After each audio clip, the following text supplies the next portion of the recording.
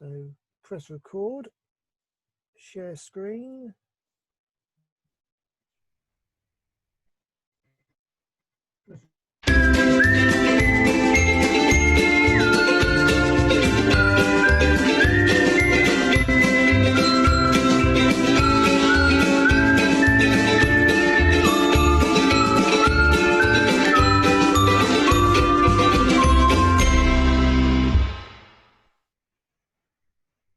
Well, I'm thrilled and delighted to have the wonderful Major Martin Cordner join the collection.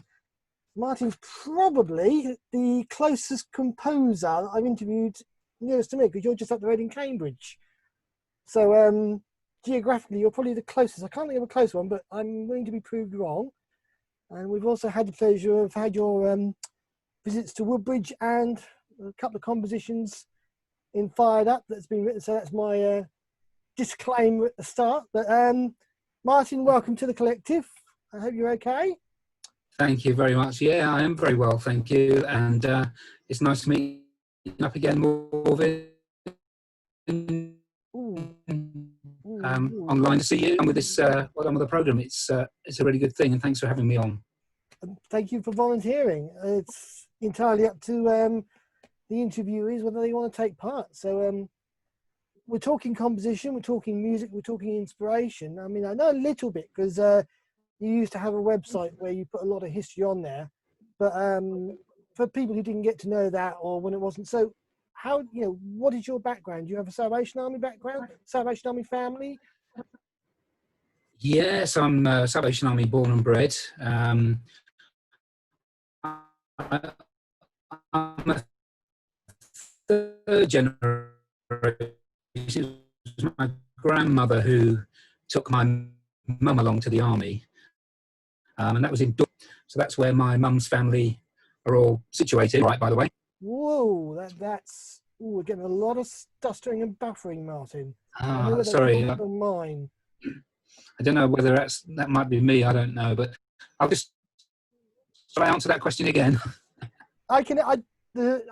Let's keep going. If it gets too much, then we'll have to try something different. But we'll bear with it for the moment. It's a bit of catch up. But probably heard you. Yeah, you come from the born and bred in the Salvation Army. Yeah, and I think I'm third generation really, because it was my grandmother that took my mum along to the Salvation Army in Dorking down in Surrey. And my great uncle Bill was the bandmaster there for, well, hundreds of years. I think he was there a very long time. So the Tyler family, as they were called, were a big part of Dorking Salvation Army. So that's where my ancestral Salvation Army roots are. But my mum became an officer and married my father, and they weren't in the training college as marrieds. They got married after college. But I was born then into an officer family. So okay. Sorry? You're an okay then? Yeah, I definitely am. And I did not know that. I did not know that. Oh, right. Okay. Well, there you go. Yeah. So I born into officer parents, and then with my mum and dad, probably moved around to 8 or 9 different appointments, and then when I left home, I had 6 or 7 addresses myself before I met Leanne and went to college. And since we've been at college, we've had 5 or 6 appointments. So I think I'm in house number 27 or something at the moment. So and if you want to know about packing boxes, I can tell you how to do it. I'm told that's if you haven't opened the box within 6 months of arriving, then there's no point in opening it. I've been told that by true. So the beginnings, when did you discover that you could fiddle around with notes on a page and sort of be this creative compositional thing? Was it something that was in the family, or how did that first sort of spring into your life? Well, it was definitely not in the family, and to this day my mother is just amazed really at what happened. I think my great uncle Bill, who I just mentioned a few minutes ago, Dorking Salvation Army, was a pretty musical guy. So I wonder whether the DNA sort of skipped somewhere along and some of it landed in me, but I just always have just really loved music. And I can remember as a singing company member being moved by music, you know, even as a 7 or 8 year old child, singing One Life to Live by Robert and Gwen Redhead, and songs like that. And I can remember being almost choked up. So I think music has always impacted me in a profound way. And it wasn't until Star Wars came along. I'm a big Star Wars fan, as you can Never would have guessed.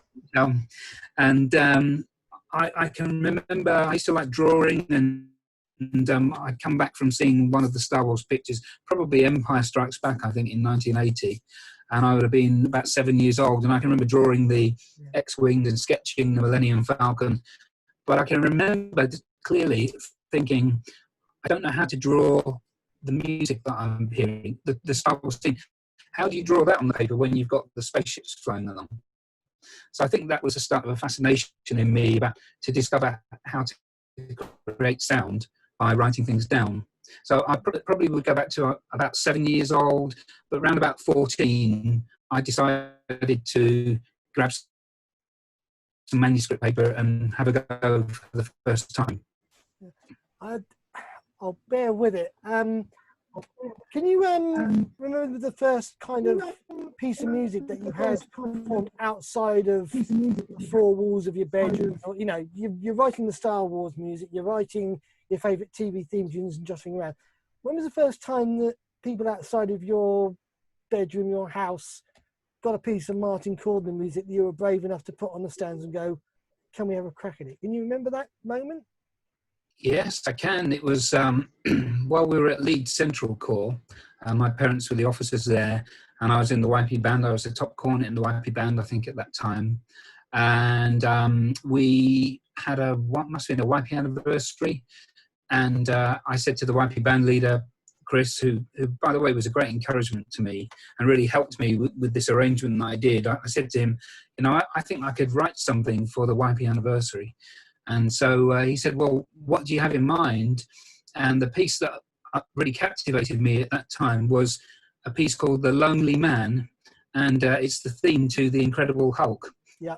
Is that the one at the end when he's walking down the road?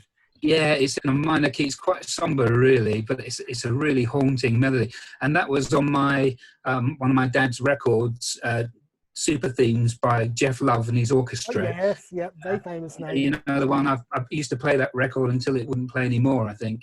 And so I arranged that and took it to the YP band at Leeds Central, and we actually played it out on the YP anniversary. And I just remember an enormous round of applause from the congregation. I mean, goodness knows what they thought listening to the theme from The Incredible Hulk. I just wonder, because in those days that would have been near sacrilege to play a piece of secular music. I mean, that's a TV show. Why can't you do some Denio? I mean, that also trumps up to the YP band for A, playing the music, and B, going, yeah, we're going to play this at our YP, you know. Yeah. Was it a case of YP wanted we can get our teeth into this and get on with it? I don't know that the band had much of a say in it, really, but it was Chris, the YP band leader, who said, yeah, come on, let's do it. And I can remember taking the cassette to him and my manuscript, and he was pointing out to me how I'd got the bass line a little bit wrong, and he helped me correct a few things. But yeah, that was the first moment, and it was simultaneously thrilling and terrifying. So who were the people that helped you when you realised that this was something you could do outside of jotting things down outside? Did you think of it as a musical career of composition, becoming a professional musician? And how did you take on further study? Well, it's funny she said it. When I was at school, so I just got into music at the age of 14, maybe 15, you know, with this first arrangement. And that was the time of choosing your options. And I had already chosen my options, not really thinking about music. So I didn't study music at school. And so I can remember my singing company leader at the time saying, oh, you should have gone for music, but I didn't. Anyway, after I got my first job at THQ, my first proper full-time job was at IHQ, I should say, in 1989. And after speaking to a couple of people like Robert Redhead in 1990 and probably people like Trevor Davis and Richard Phillips and people like that, I decided to go and do A-level music. I hadn't done GCSE music, but I decided I'd go off to Goldsmiths College in on a night school sort of basis, and 2 days a week. I studied A-level music. I did grade 5 music theory as well, I think. I just decided just to do that. But that was about the height of my, and remains to this day, the height of my music education. So I really have taught myself, I think, most things. But it was good experience to get that A-level music as well, just if nothing else to learn about Beethoven's dog, and all of his ancestors and all that music history you have to look into. It was very helpful. But that was about the height of the education. So I've been it sort of took me amazed that some of these composers are people who've self-taught, they've just been messing around, and you go to college or you get somebody to, oh, that's called counterpoint, that's called harmony, is it? And you've just been kind of doodling away, not really realising that there are professional technical names for this. Was that something that you discovered, that you were doing it without even realising that it was a thing? It just came simply and they just sort of honed your skills in that manner? Definitely moving for me, because I had no clue really about what I was writing. It was all by ear. But I can remember about 15 or 16 years old, working out that the key signatures, the flats go up by 1 flat, the sharps go up by 1 sharp. So there must be a structure to this. And what I was discovering for myself were things like the cycle of fifths, which you would learn about, when you study music theory. So I drew diagrams and charts and stuck them on the wall to remind myself about transposition and the cycle of fifths and intervals. So I basically worked out what thousands and millions of people before me had already worked out. But I going to A-level night school to study A-level sort of consolidated a lot of what I think I already knew, but now I knew what to call it. I had the proper terminology. Yeah. I mean, you're only a few years older than myself, with all the greatest respect. So it's not too much to assume that in your educational life, computing and computers have been accessible. But did you start out as a pen and paper guy, and are you still a pen and paper guy? Because I know you've done wonderful videos with Sibelius where you've explained the scores on your computer screen in the past. When you were sort of doing this as a serious endeavour, and you've learned, did you get the computer out and do it, or was it a case of pen and paper, and then as the technology evolved and became more easier to do it? What's the process for you? Yeah, well, I definitely was paper and pen, because back in 1988, it was long before personal computers. So I was sketching and drawing, and I was writing pen and paper up until about the year 2000, I think. I mean, I still keep manuscript paper around the house. I'm just trying to think if I've got some. No, I don't think I think it's all packed away, but I keep manuscript paper, and I have a little manuscript paper notebook for when I'm on holiday or whatever, and you think of an idea. But really, for me, the computer has become the workhorse. And I suffered with that a little bit, I think, when Sibelius first came out. I was probably one of the earliest adopters, because I think Sibelius maybe only came out in the late 90s. And so in about the year 2000, I bought Sibelius 1.2. I think it was a 1.1. It was one of the very first versions. And I just got very excited with the program. And if you look at the music that I wrote around the year 2000, you'll see it's far too complex and far too busy. And a lot of the music around that time, it was just a rush of blood to the head, because the danger with Sibelius, and I think you only learn this really by experience, is that it can play anything. Yeah. And when you put it in front of real people, it doesn't take into consideration things like phrasing or breathing or intonation on certain notes and things like that. So it plays everything back perfectly, really. Yeah. So I've had to learn to resist the temptation and learn that less is more. So I'm on a bit of a journey with that, but I've been using it for 20 years now. So it's like a right-hand man to me. I couldn't do without it.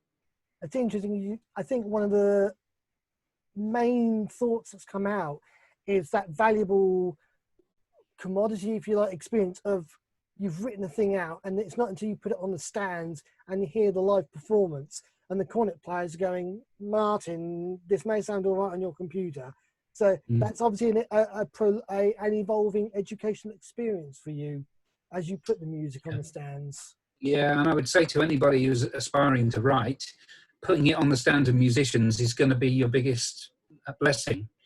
I think that's how you really learn. And so I did do that, and I was in the staff band around that time. And so Steve Cobb was a real great encourager and asked me to write different things around that time. So I was able to hear it, but yeah, when I look back now, because hindsight's a wonderful thing, I can see that I would do things much differently now.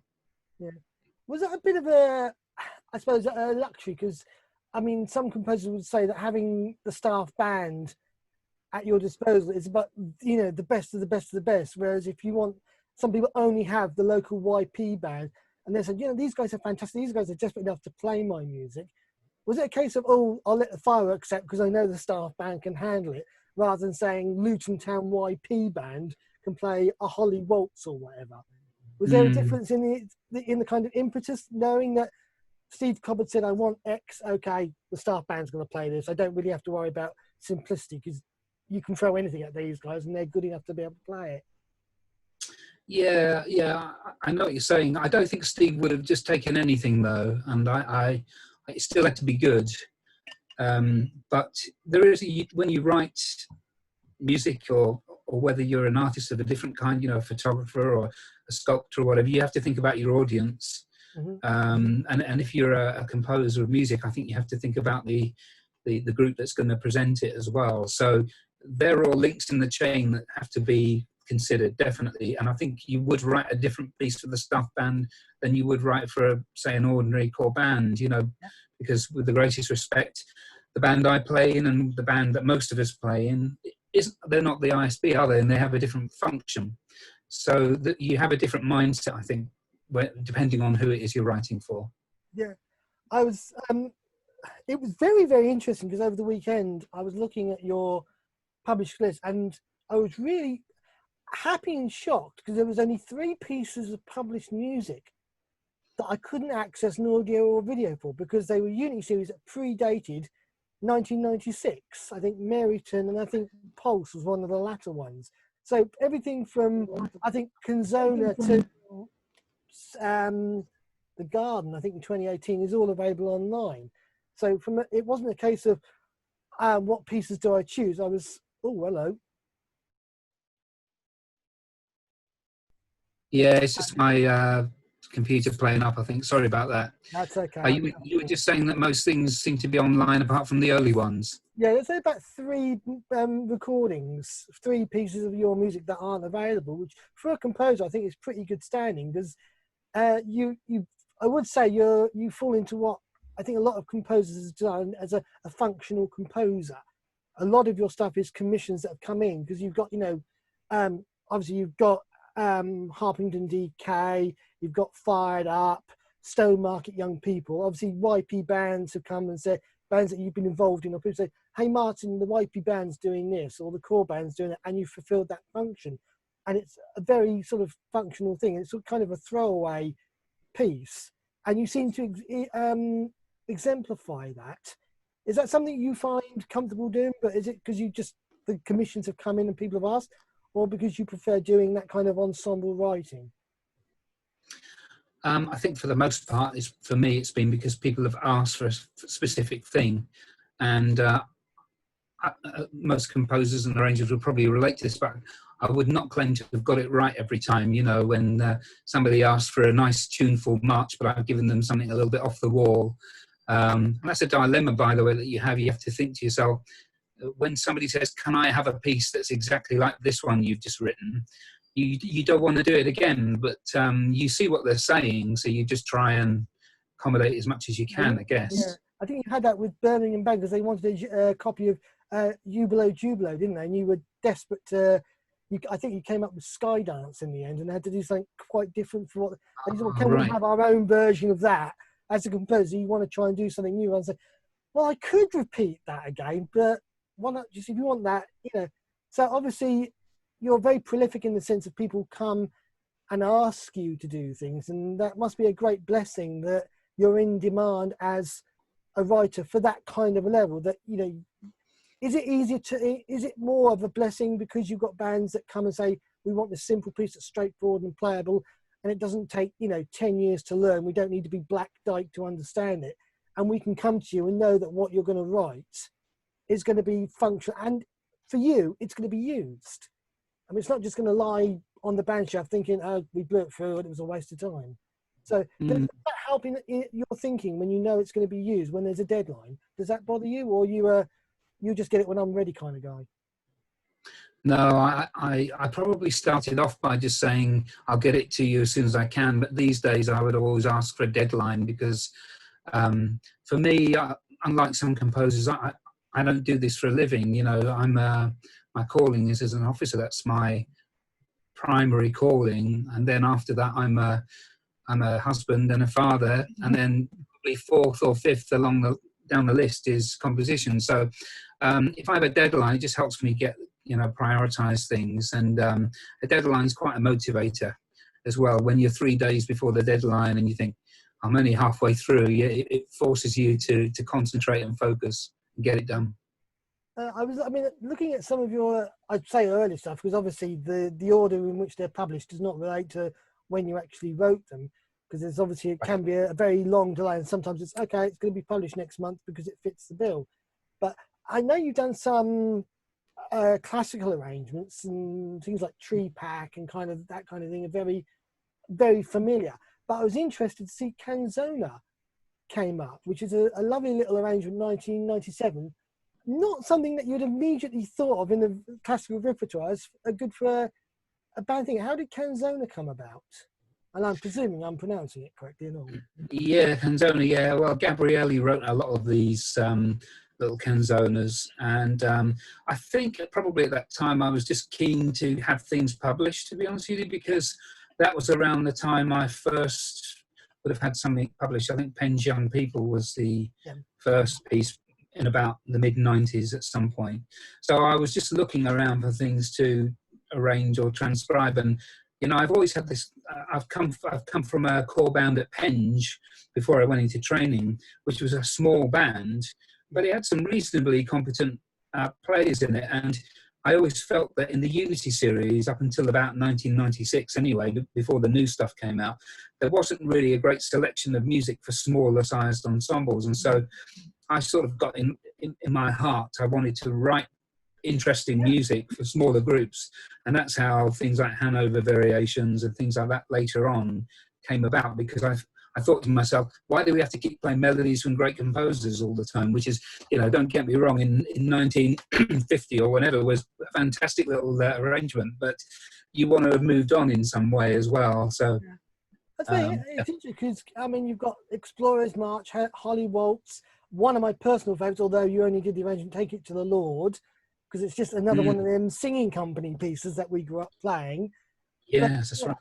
I look at that and I think, you know, I think Learn, Live, Love is the one that sticks in my brain, because if you take the top corners off the middle section, there's a Christmas carol buried underneath.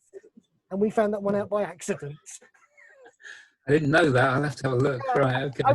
I vividly remember we were playing it through with the recital band, and Andy took the top corners off, and we all started humming it as the horn. That's a Christmas carol. I remember writing to you at the time and saying, was that deliberate? And it was kind of, not that I know of. But it always stuck in my brain because it was so unusual that it was almost mirrored for syncopation. But right. I think things like Folk Festival on like the ISB CDs is where the name sprang to mind. And I said to Len Ballantyne said yesterday that musicians and Salvation composers of nowadays seem to be more competent and want to sort of get the percussion kitchen sink in rather than just have drums in. I think you fall very happily into that category. From as a drummer, lovely to listen to, and the fact one of my favourites, Sweetest Name, a lovely little arrangement that just plays beautiful. Never played it, love listening to it. But now that I think I remember you saying when we met that it wasn't actually a commission. That was something that you just wanted to write. Am I correct in that, or is that? Yeah, I think you're absolutely right. And actually, that goes back to all the way to about 1990, I think, the conception of that little arrangement. I remember taking it to Robert Redhead. And And I can remember him saying to me, "Are you sure that everybody would appreciate this lovely lilting song, The Saviour's Name, being put into a swing idiom?" I remember him sort of asking me that question. But obviously it just stayed with me. And I think it must have been many years later. I don't know when I wrote that. Was it in the 2000s at some point? Sweetest Name was published 2005.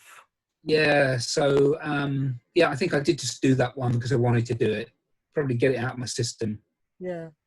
I mean, we've had people come in and they've sort of heard you round up and on high, and jubilo, jubilo, and I know I'm pronouncing it wrong. It's all kind of, is it because it's you've got the youth there and it gets them energized and excited, and they're not just kind of sitting around. The energy of the performance comes in as well as the energy of the movement. So it's interesting that you've got Middle of the Traffic and Lord of Sea and Sky, and then Let Everything Praise. I think it was a commission for Songs of Council's Weekends, was it? Now you're asking me. I think Let Everything Praise was for the Royal Albert Hall one year, wasn't it? I know it went through several revolutions and the ending got jolted about a bit, I believe. Oh yeah, that's right. I remember now. I wrote the piece, and it had a big ending on it. I sent it in to. So it wasn't written for the Albert Hall, but it ended up being played at the Albert Hall. It was just written. I think I must have just written it for somebody, and it had this great big ending. And then music editorial said to me, "We don't think we can use this piece." So it kind of got stuck in a drawer. And then I wrote another piece later on, a few years later, called, well, it was a setting of In Christ Alone. And I needed a big ending. And I thought, well, if Let Everything Praise isn't going to be used, I might as well put that effort into something else, and lifted the ending from that into In Christ Alone. So if you listen to In Christ Alone, that has the original ending to Let Everything Praise.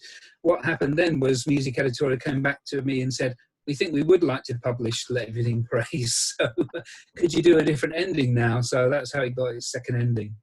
That's interesting. I mean, I think what I associate with you is energetic music. I mean, you don't let the congregation and the audience rest. We know we're listening to a Cordner piece, and even if it's like I mean, even the name, I mean, it's almost got that sedate beginning, but it sort of takes a different twist, but not in the way you're expecting it. You think, oh, this is going to be another Sweetest Name, this is going to be a Daniel clone, and it's not.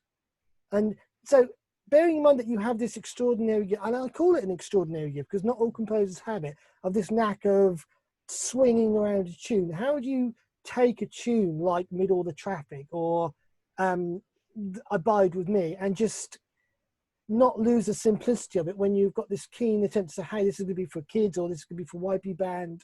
How do you keep the originality of the tune when they say, can you put in some Cordner fireworks, please? Yeah, well, I think keeping the originality, as you say, of the tune, or preserving the dignity of the tune, I think, is really important. So even Sweetest Name, I feel that it's the same tune, but it's just swung a bit. But it is a happy, joyous melody, and I was quite comfortable arranging that. In a piece I wrote called Fusion, I was able to use a brilliant tune, Brantwood, by General Albert Osborne.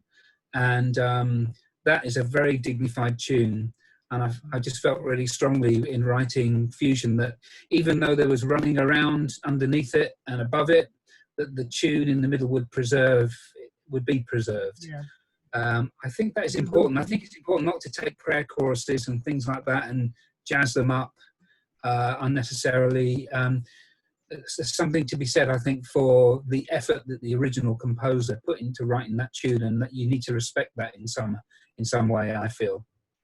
When you're kind of approaching it, and someone says to you, "We want a short YP band arrangement of St. Denio," bearing in mind that there are dozens of St. Denio arrangements in London, you say, "Well, go and play that one," because you don't really want. How do you sort of go, okay, I don't want to do one that sounds like Ken Downey, Ray Steadman Allen, Richard Phillips. How do you keep it succinct? Say, listen, I've been listening to the Ken Downey version for 20 years.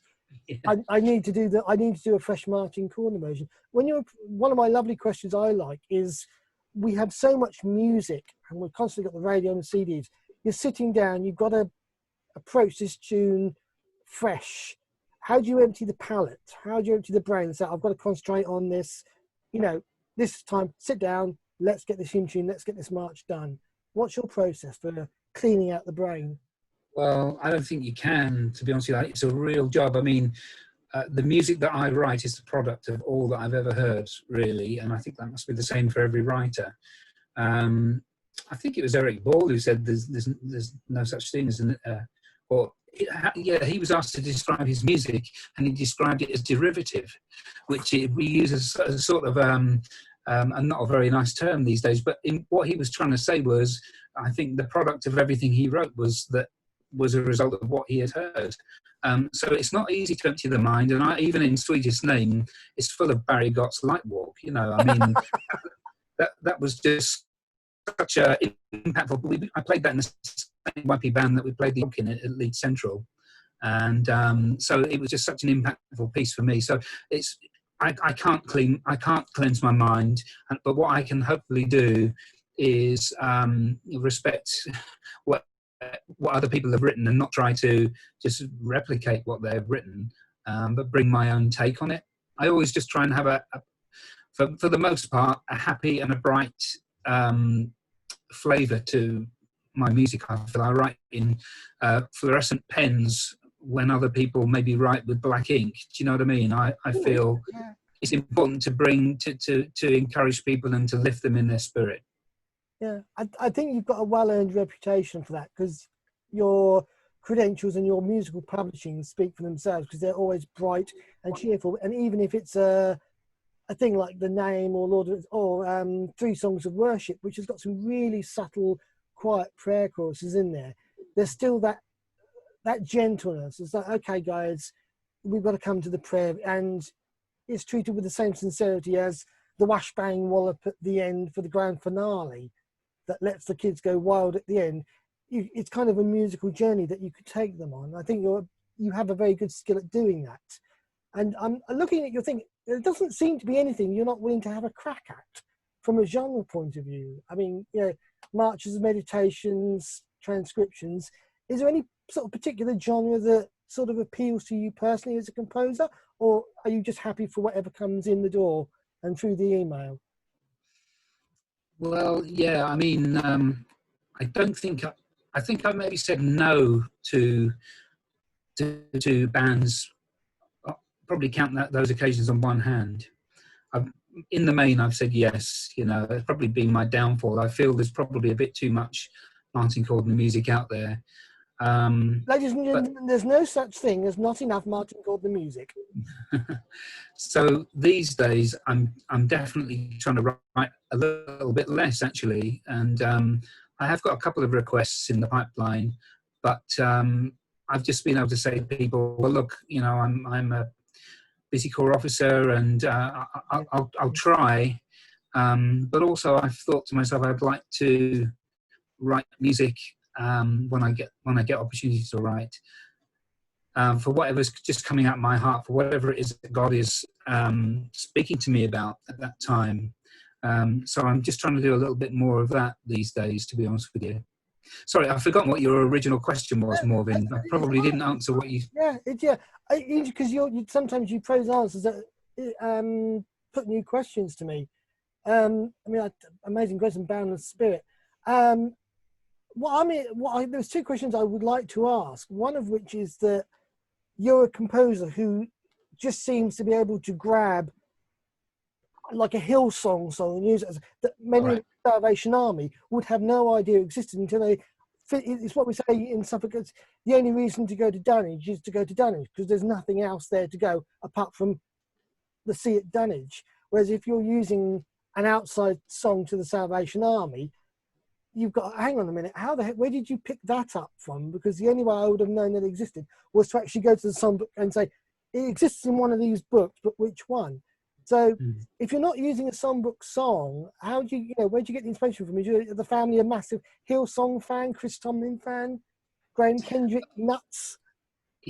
Yeah, we've had a fair selection of worship CDs over the years, you know, and Leanne probably is that's my wife, by the way. She's Yeah. a bit more of I a know Leanne very well. Best wishes to her. yeah. She's a real she's a good reader. She reads a lot of books, but she listens to a lot of music as well, Christian worship music. So I would go to Leanne, but often the songs have been suggested to me. And especially if I've ever written for the Melbourne staff band, Australia always, because Hillsong is out there, Yeah. the Australian Salvation Army seem to embrace these songs very well. And so I've had Ken Waterworth on 2 or 3 occasions say to me, here's a song, you know, can you look it up and see if you can use this? So, yeah, I'm quite happy. I don't get the inspiration. I think more often than not, it comes from the outside to me to go to other songs. I'm a bit of a boring so really. I'm quite happy with the Salvation Army songbook and the wonderful songs we have there. But I appreciate other songs as well. I appreciate Hillsong Worship. It's wonderful. But I would rely on others to inform me, most probably. How do you handle that if you get a request from an outside band? And I mean that in Salvation Army, from, say, South America, say, and they give you a tune that you've never heard of. I say, well, you know, watch this version on YouTube. And it may not necessarily be how the composer originally intended it, or it's, well, we sang that different in our way. How do you, as a composer, make sure that the harmonisation of the tune is what the band wants? Do they just sort of send you an MP3 of them singing it and say, this is really important in our core, but you've never heard of it, but we'd like you to use it?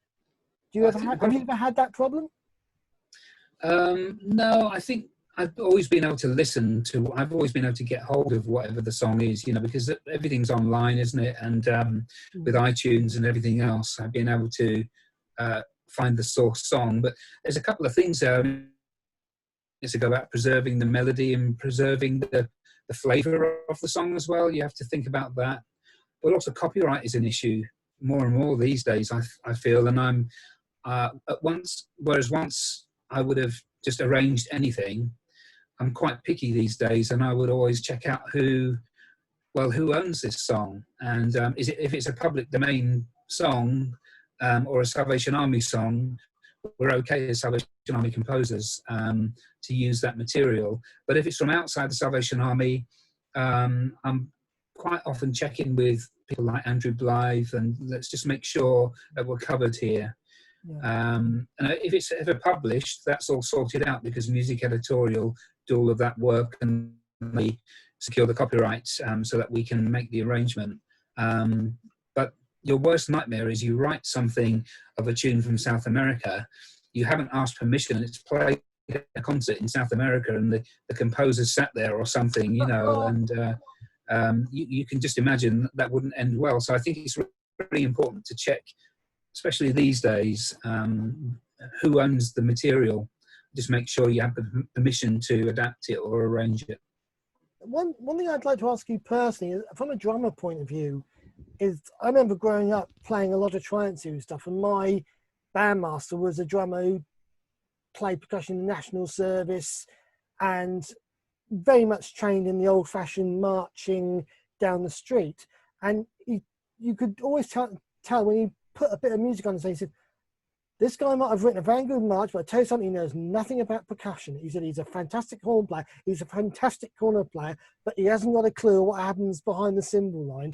How do you know, as a cornet player, how did you make sure that, apart from the instrumentations of the limits of the trombone and also the jangles of percussion, weren't overused just for atmosphere, but to make them integral? Because I think most of your works, the entire band joins together, whereas in some compositions you think it was almost all added on artificially for the sake of giving that section something to do.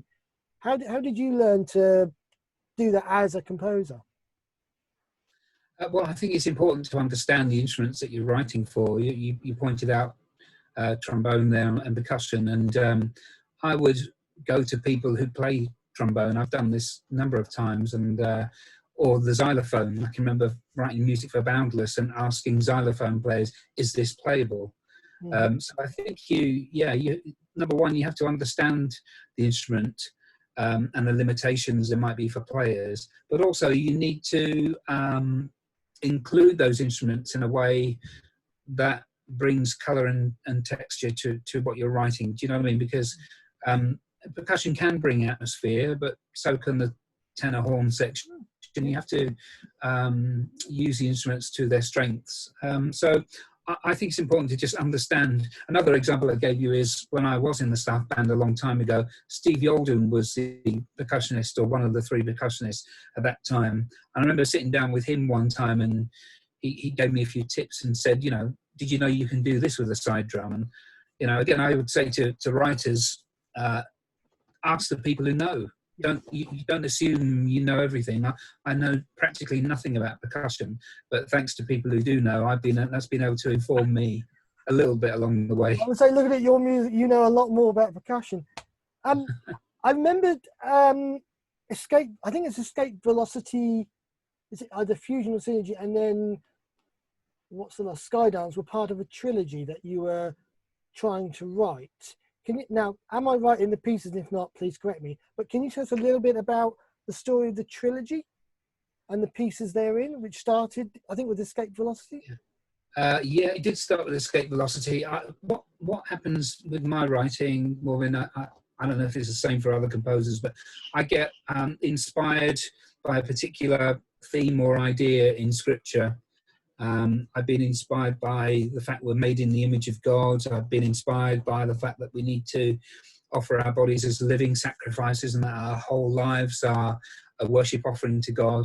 And I think at that time, I was really captivated by the idea of the relationship between our life on earth and our life in eternity. And so it was just happened to be what was on my heart at the time. Again, I don't know when we're talking, 2010, it must have been 10 years ago, something like that. Maybe a bit. Is the publishing date for Escape Velocity.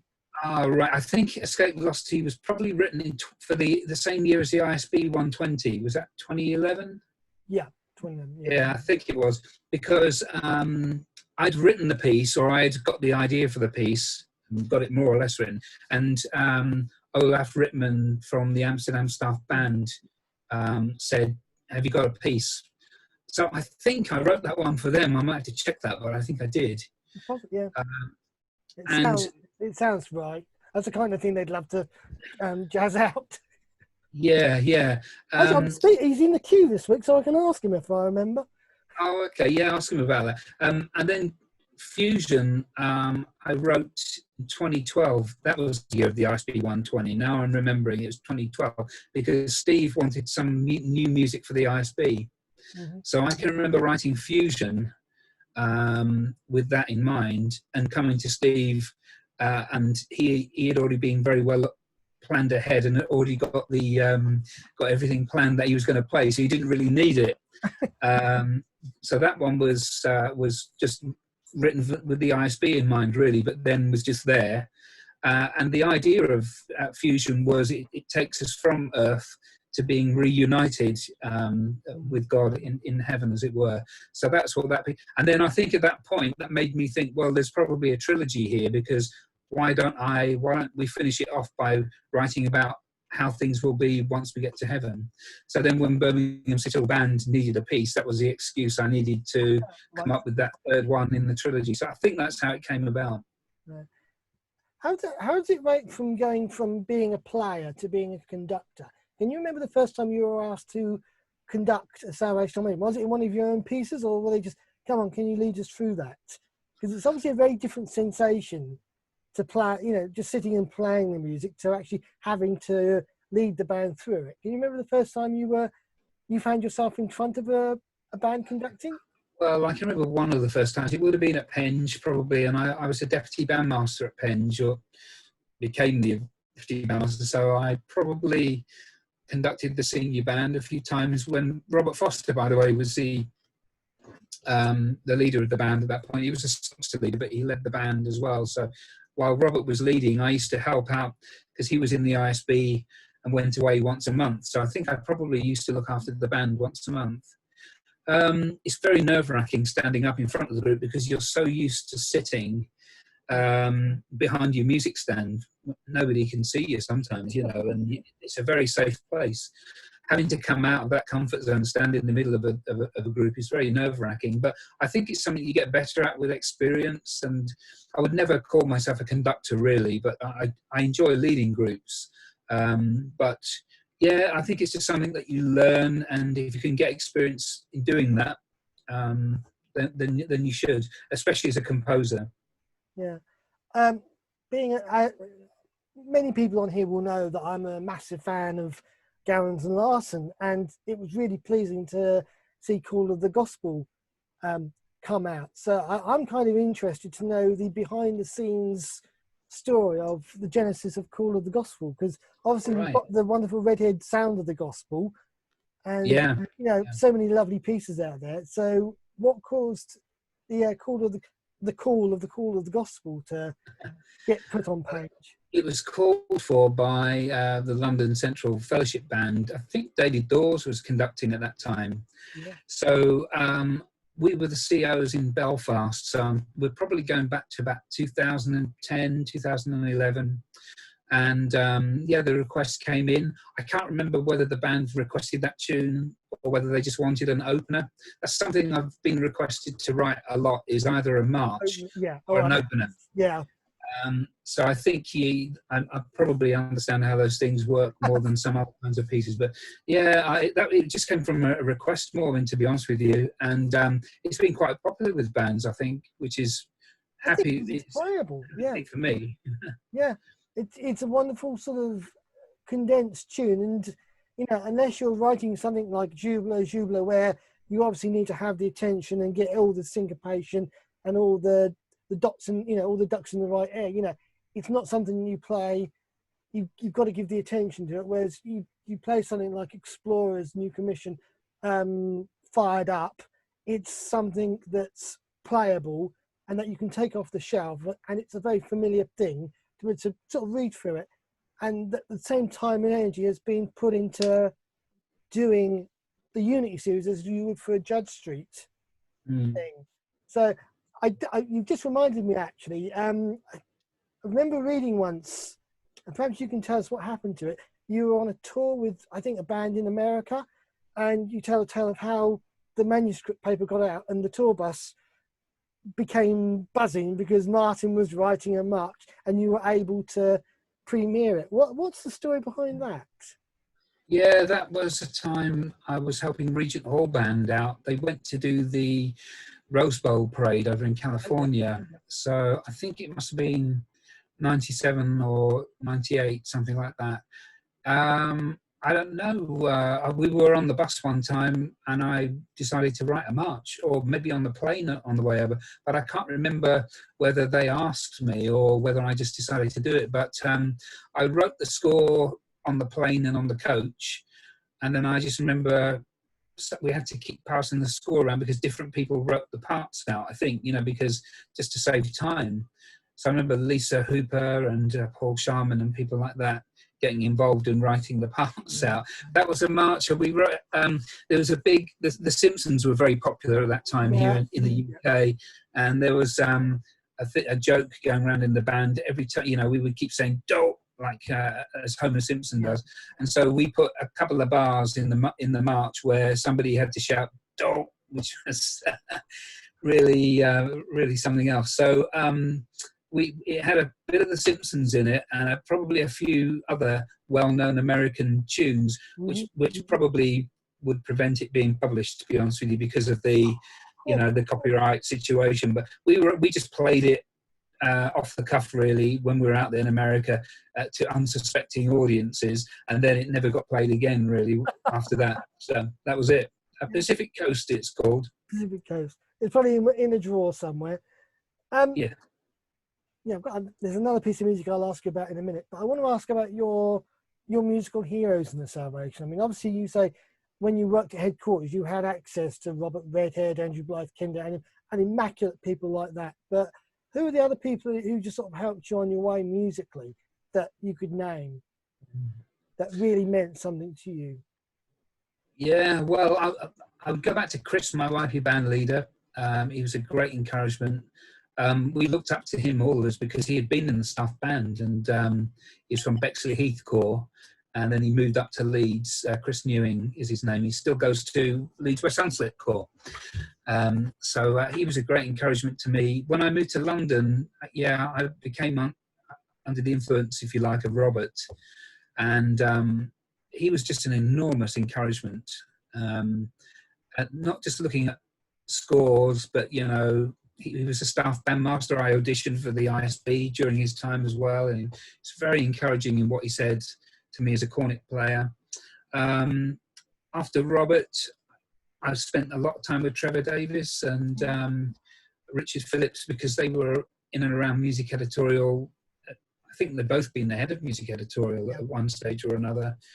And Steve with the ISB, really, because Steve wouldn't be able to teach me composition. He's not a composer, but he was just good at putting an arm around you, really, and saying, come on, it's about time we had a new selection for the ISB or a new march or something. And if somebody does that, you feel valued, don't you? You feel it's a big ego. I mean, the ISB comes on, can we have a new piece? I was like, golly, I'm in the YP band mode. ISB, that's another kettle of fish altogether.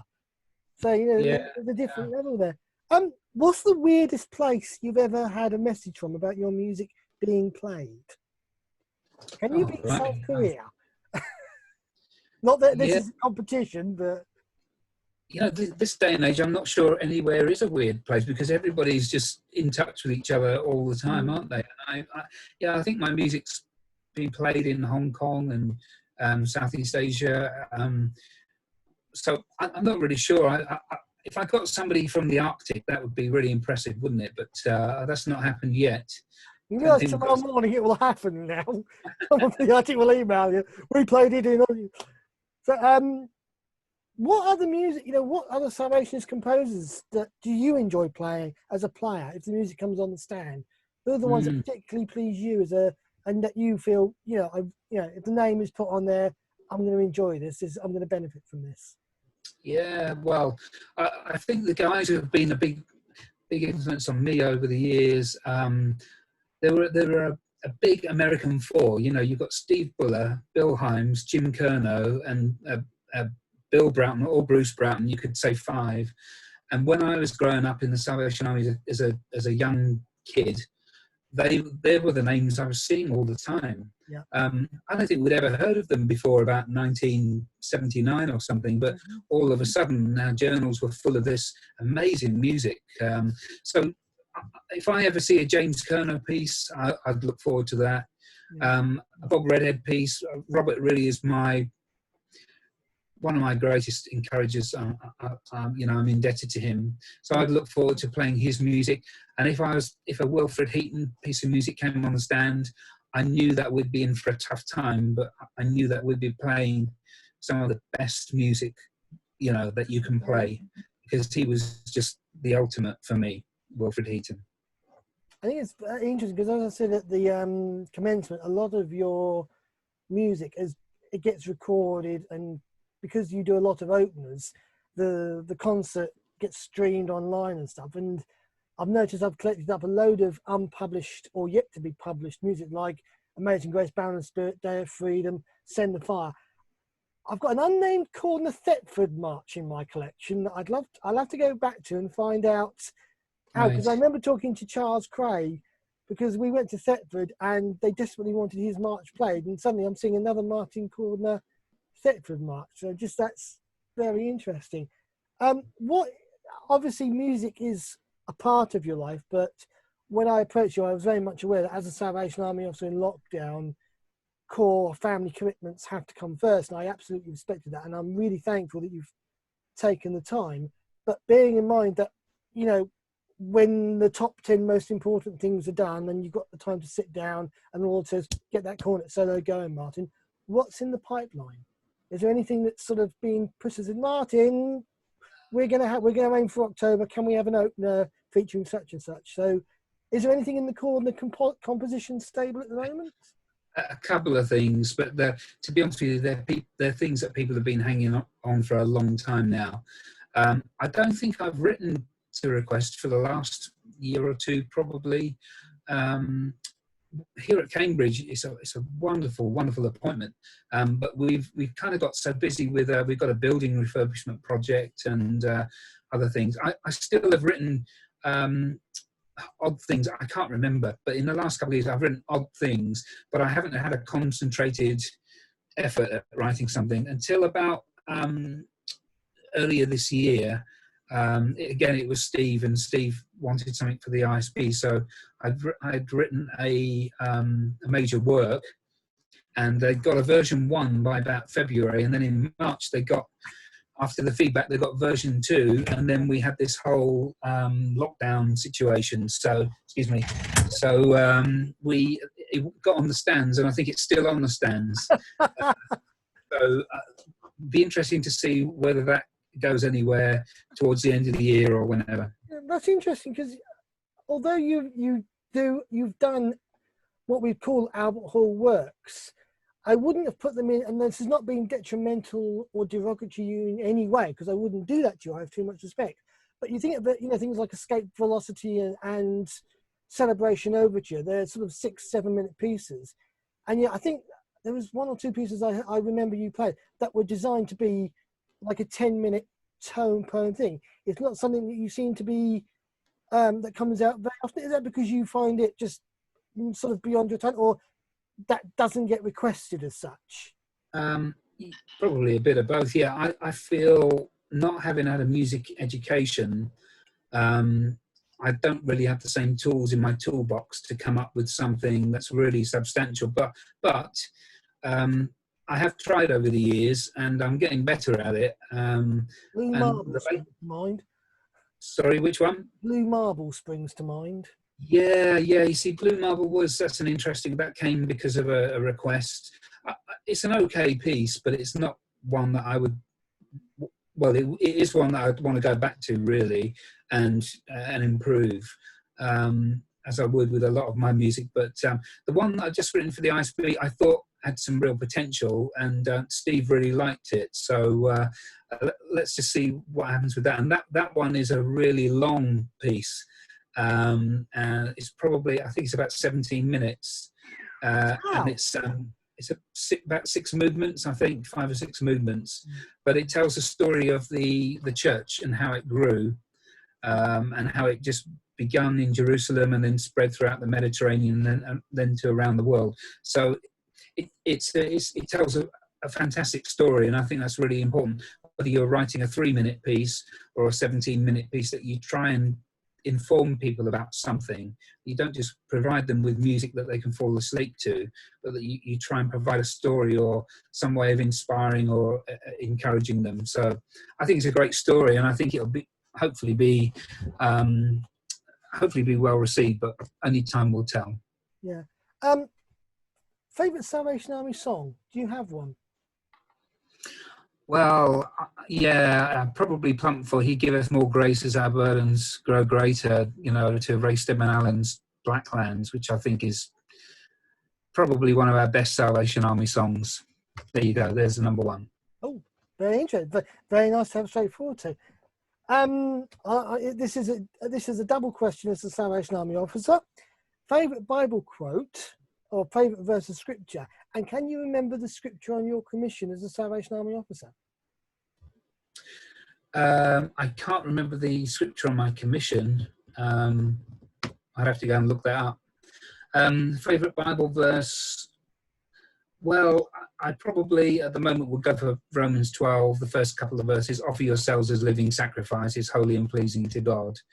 I just think where we are at the moment in the world, that's been really important for me and for our core at Cambridge, that we use the gifts and the skills, everything that God has made us to be, to offer ourselves to the world in a different way. A situation like the one we're in now moves us away, doesn't it? Causes us to think differently, that going to the Salvation Army isn't just a Sunday thing. We might have thought that before, but now we can't go to the Salvation Army, so the Salvation Army becomes your life. So I'd probably plump for those verses, Romans 12, verses 1 and 2.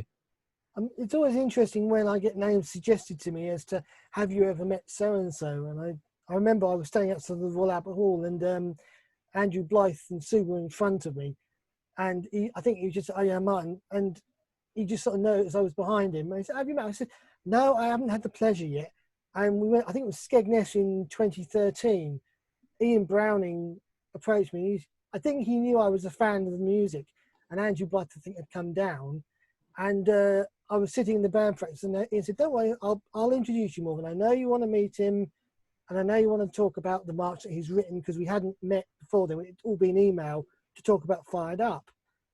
And I remember Andrew Blythe was on the edge of the phone because you'd got lost from the main entrance to the marquee at the back, trying to find your way through the maze, like we all had, because we'd all been there 5 days. We'd all learned to take the second right.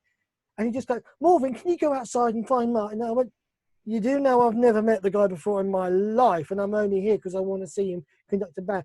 And he said, well, now's your chance, mate, go away. And you're literally coming down this dust track, and it was the first time I'd ever met you.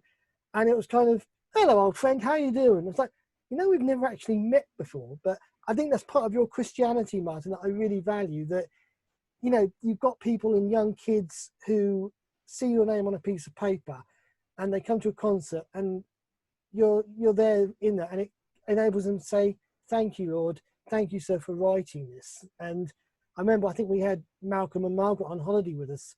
I said, look, this is our chance to say thank you for Fired Up, thank you for putting it together, because nobody had really known at Woodbridge who you were, but we knew you as a composer who was competent. I think your CV is very much a case of, you want something done, go to Martin Cordner, because he's got that ability. But outside of music, you're a corps officer, you've got family, the social side.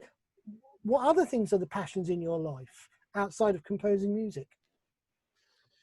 I love watching movies. Mm-hmm. So we have, we just, during this COVID time, we bought ourselves a little projector.